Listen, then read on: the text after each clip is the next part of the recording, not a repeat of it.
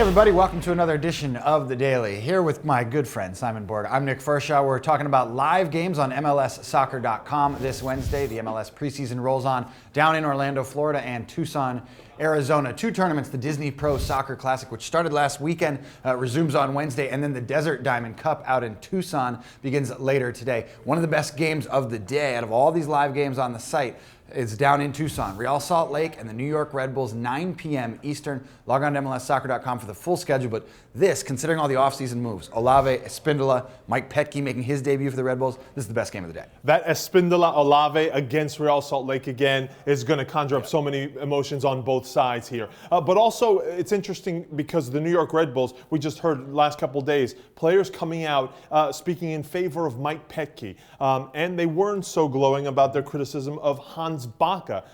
The former coach was there for 3 years. So it's a different dynamic around the Red Bulls. It's been interesting now to see if they now have that magical feel that Real Salt Lake has had for so many years under Jason Kreis, if they get to that level. You mentioned those comments. Dwayne DiRosario, a former New York Red Bulls player, but then Tim Cahill and Heath Pierce still on that team. They're very happy to have Mike Petke in the locker room. You can check out the New York Red Bulls and Real Salt Lake, 9 p.m. Eastern from Tucson, Arizona. You can catch it on MLSsoccer.com. That's where you're going to end up catching 6 games on the site live today. MLS preseason in full swing.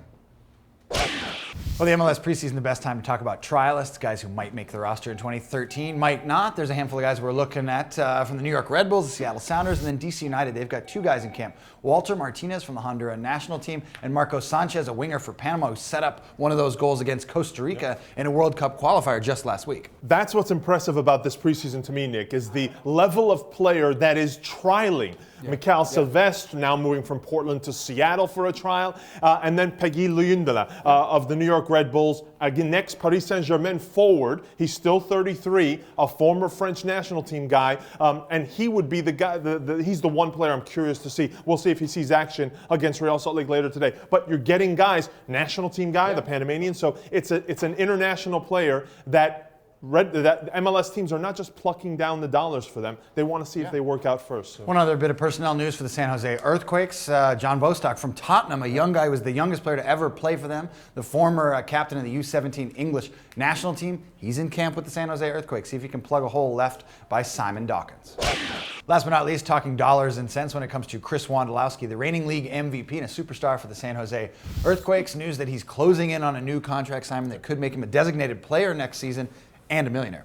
Yeah, this is an interesting discussion, Nick, because like you said, he's the MVP, 3 straight years leading the league in scoring, and a lot of people put value on the ability to finish. But I would say, if you're just looking at on the field, I don't know if there are other MLS teams clamoring for him. I don't know if the international club's clamoring for him. So is there a reason to bump up his salary? And I would argue, if you slot another player in there, Steven Lennart, is he getting 20 goals this year if he has a whole full season? So you can make arguments on the field.